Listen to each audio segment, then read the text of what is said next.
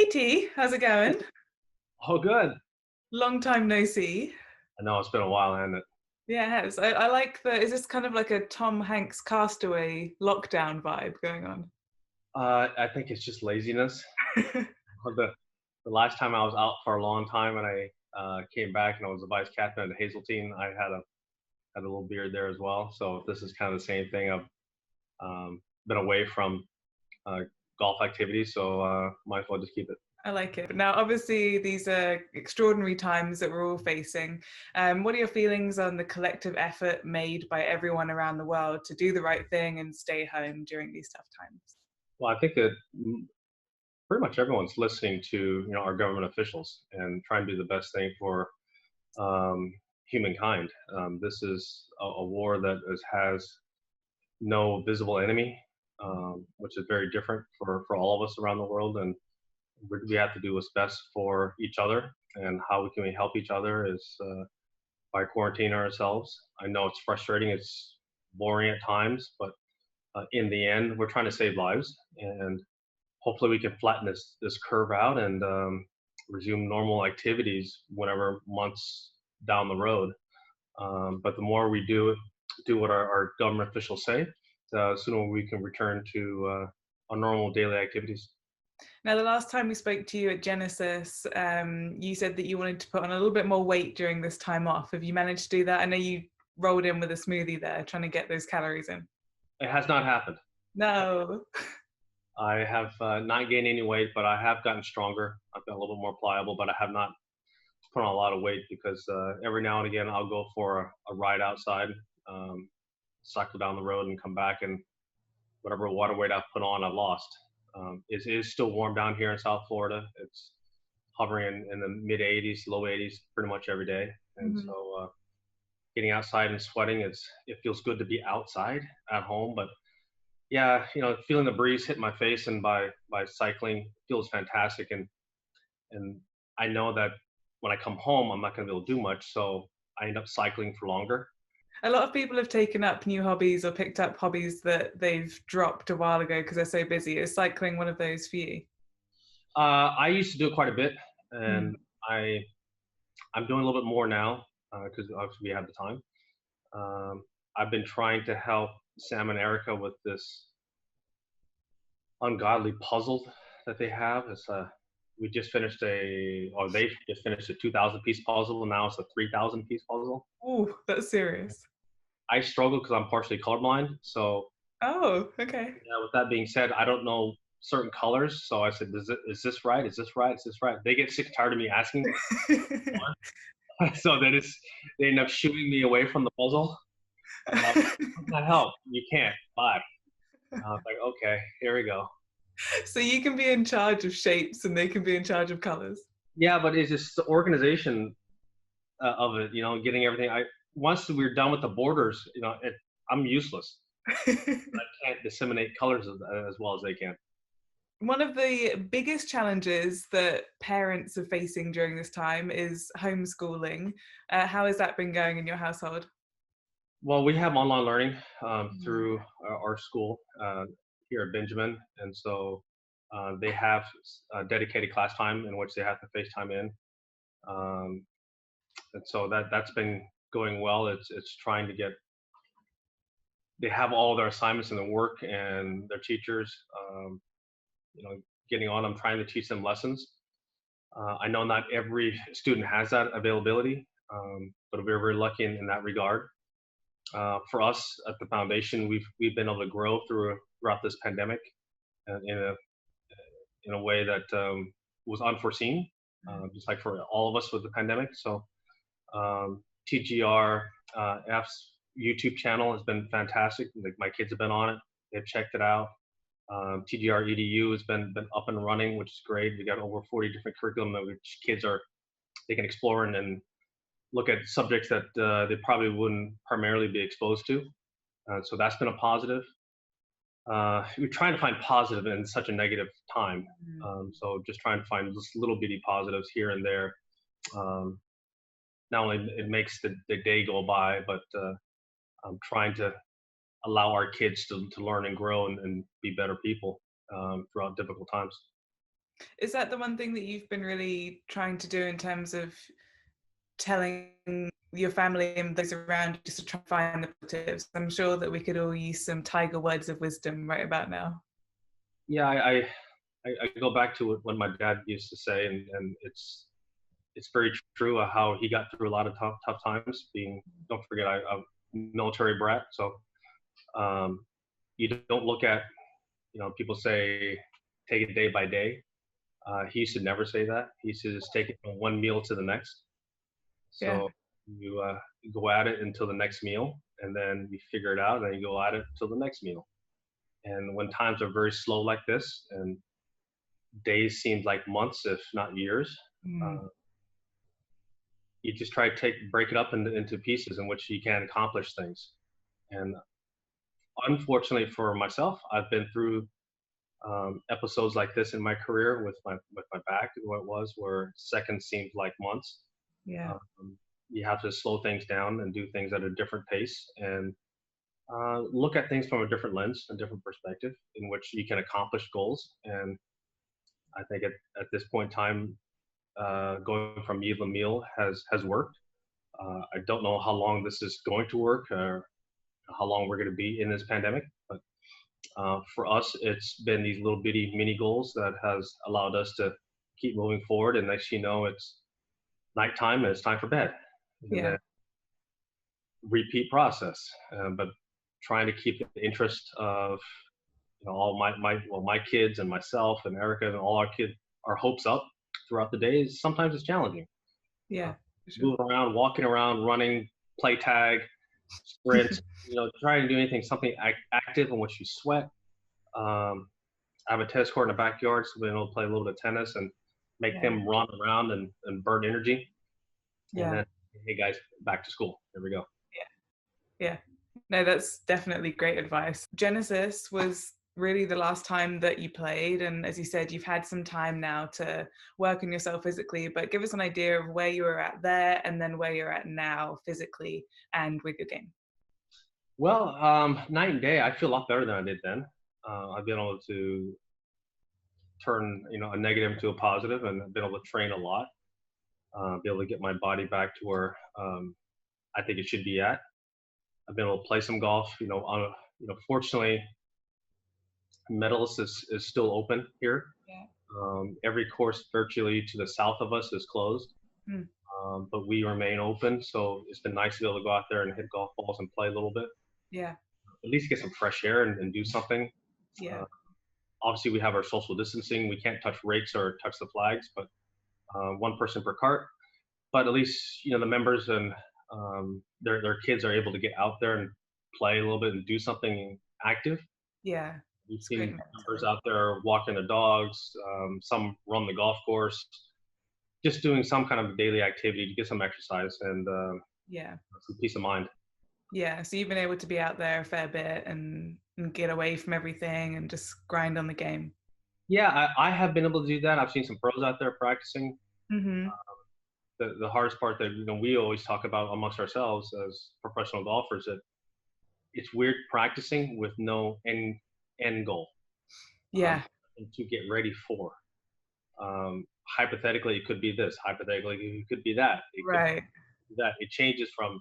It seemed like from day to day or week to week is always something new, something different, and that's the more difficult parts about it is that especially the guys who were playing quite a bit and then have been shut down, they were gearing up. And I was talking to JT about this the other day, and I felt energetic. I felt like really alive and wired and Yeah. funny and kind of irritable, and I didn't know what was going on. And I realized it was Sunday morning, and I was supposed to be flying up to the drive and putt Yeah. uh, to hand out trophies to all the award winners. And my body and my subconsciously, I'd already known that I was supposed to be getting ready to leave Yeah. and go to Augusta and so start playing the Masters.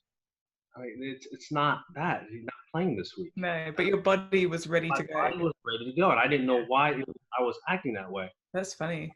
It's crazy. Let's go to the Masters. We saw a brilliant photo of you at your Masters champion dinner, but quarantine style at home. Did you have the Masters champion dinner that you would have had this week? We had exactly the same. Yes, we had steak and chicken feet, sushi and sashimi. Um, we had cupcakes and milkshakes for dessert. So it was exactly what I was going to serve. Uh, as I said, Masters dinner quarantine style with my family. We had a lot of fun, and eventually it got a little bit interesting at the end, a little ugly, where icing was flowing across people's hair and face, and so we had a little bit of fun at the end. Ended in a cupcake food fight. It did. I love that.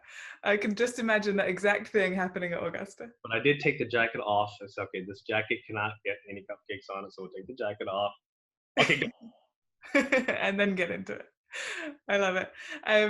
In terms of, I mean, should have been defending this week at Augusta. What are your feelings around not being able to be there? This is not the way that I wanted to keep the jacket for a longer period of time. I wanted to get out there and compete for it and earn it again, like I did in '02.